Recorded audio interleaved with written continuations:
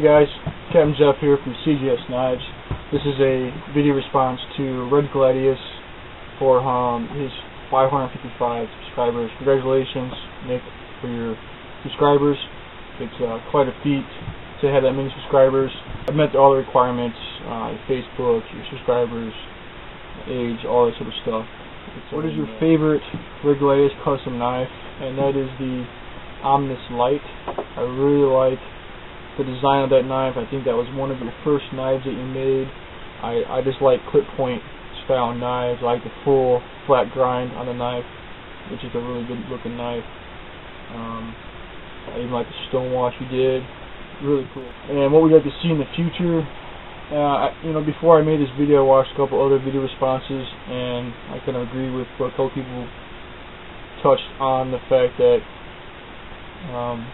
you need to see more out of what you do.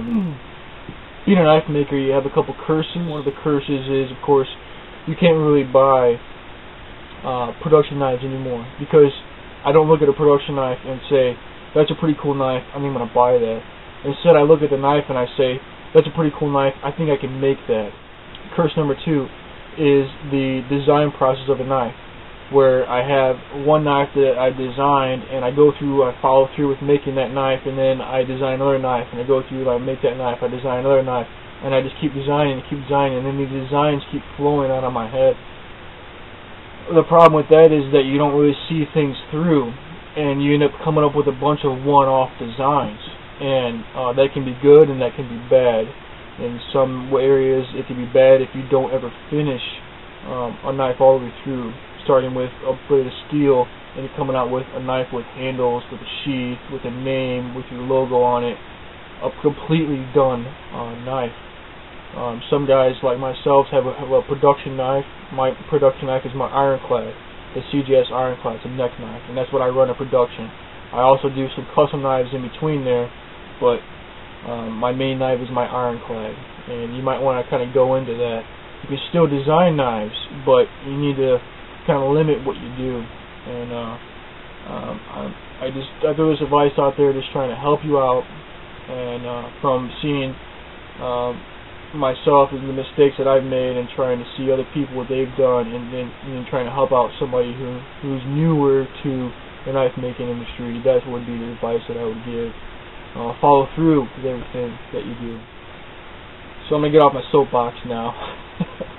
Design a custom knife. Now that's where I love to design knives. I use CAD programs to design all my knives, and I have way more knife designs on my CAD program than I have actually made. Some of these knives I might get to build one day. Most of them, chances are, I probably will never make. So the knife that I designed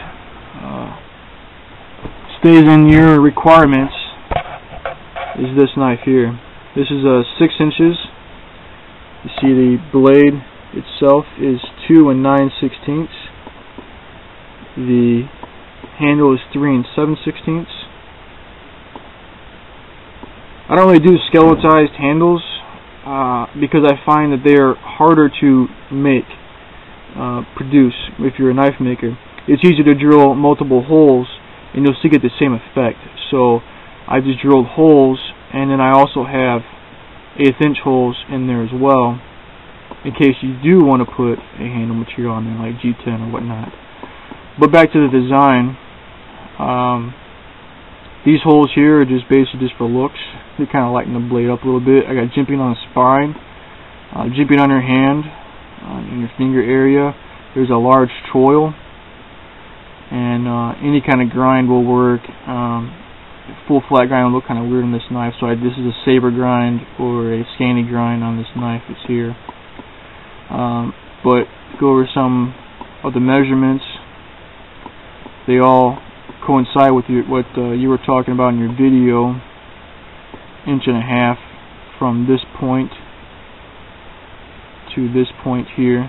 1/8 inch hole. These are 3/16 inch hole. These are 1/4 inch holes, and these are 1/16 inch radius, 1/8 inch together. This choil hole is a 1/2 inch in diameter, 1/8 inch, 3/16.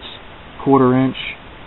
The ramp from the thumb peak down to the tip is 2 1/16. I mean, you kind of get the idea. This is going to be a small neck knife. I think it'd be a really cool design if somebody were to make this knife. One of these days I might get around to make it myself.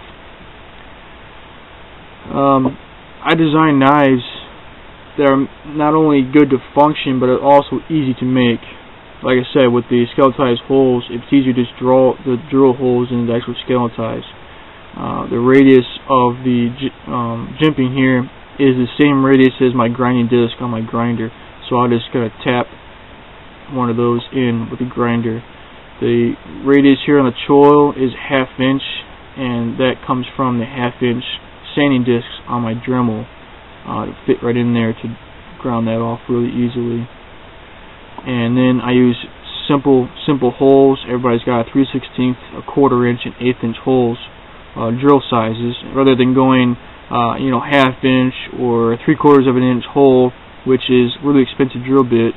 I went with 3/8. It's a lot easier to find, more common, and it's easier on the wallet if you have to go buy one.